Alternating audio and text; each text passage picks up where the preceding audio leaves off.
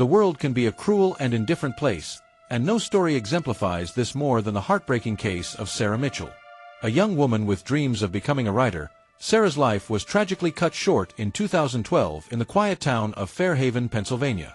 Her cries for help were ignored, dismissed, and ultimately led to a senseless, avoidable loss of life. This is the story of how a system meant to protect failed her and how her death could have been prevented. Sarah Mitchell was a name few outside of Fairhaven knew before her tragic death, but those who did remember a bright young woman with an infectious smile. She was 22 years old, ambitious, and deeply passionate about writing. Friends often recalled how she would carry a worn-out notebook, jotting down stories and poetry, hoping to one day publish her own novel. Growing up in Fairhaven, Sarah had a relatively quiet life.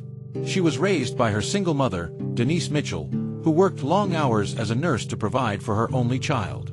Sarah's father had left when she was just 4 years old, and although she rarely spoke about him, those close to her knew the absence weighed heavily on her heart. But despite her hardships, Sarah remained optimistic. She often wrote about hope, resilience, and the strength it took to overcome adversity. It was a cruel irony that her own cries for help would later go unanswered. In late 2011, Sarah met Daniel Reeves, a man 5 years her senior. He was charming, charismatic, and seemed genuinely interested in her writing. They met at a local bookstore, and Sarah was quickly drawn to his confidence and apparent intelligence. But behind the charming facade lay a much darker reality. Daniel had a history of abusive relationships, though none of his past girlfriends ever pressed charges. To outsiders, he was just another young man trying to find his place in the world. But to those who truly knew him, Daniel was a master manipulator, possessive, and prone to terrifying fits of anger. At first, Sarah didn't see the warning signs. He showered her with affection, made her feel special, and told her that he believed in her writing more than anyone else. But soon, the love turned into control. He isolated her from friends, questioned her every move, and eventually, the emotional abuse turned physical. Sarah's friends noticed the changes almost immediately. She became withdrawn, stopped attending social gatherings, and even seemed to dress differently, opting for long sleeves even in the summer heat. When asked about the bruises on her wrists, she dismissed them with nervous laughter, calling herself clumsy.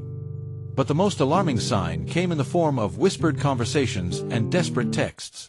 To her closest friend, Lisa Montgomery, Sarah confided, "I think he might actually kill me." Lisa urged her to leave, to go to the police, to seek help. And she did try. Sarah went to the Fairhaven Police Department 3 times over the course of 6 months, each time with bruises and fear in her eyes.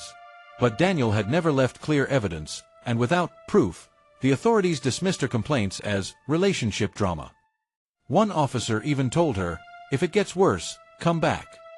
Those words would haunt the town forever. On the night of March 18, 2012, Sarah made one final attempt to escape. She called 911 in a panic, whispering that Daniel was outside her apartment, threatening to break in. The dispatcher told her to stay inside and lock the doors. Officers were sent, but at a slow pace, assuming it was another domestic dispute. By the time they arrived, Sarah was gone. Her body was discovered hours later in a wooded area on the outskirts of town. She had been strangled, her face bruised beyond recognition. In her pocket was a crumpled piece of paper, a page torn from her notebook, with a simple, heartbreaking plea, "Please listen." Sarah Mitchell's murder shook Fairhaven to its core. Her mother, Denise, was inconsolable. Lisa, her best friend, was racked with guilt, wondering if she could have done more. The town, once quiet and unassuming, became the center of national outrage. Protests erupted outside the police station, with signs reading "Justice for Sarah" and "A cry for help ignored." News outlets picked up the story, and soon, the country was talking about the systematic failure that led to Sarah's death. Daniel Reeves was arrested 2 days later, caught attempting to flee the state. He showed no remorse. During his trial, he smirked as Sarah's mother sobbed on the witness stand. But the evidence was overwhelming. He was sentenced to life in prison without the possibility of parole. Sarah Mitchell's case led to momentary changes. New policies in Fairhaven's police department, increased awareness of domestic violence. But how long would it last?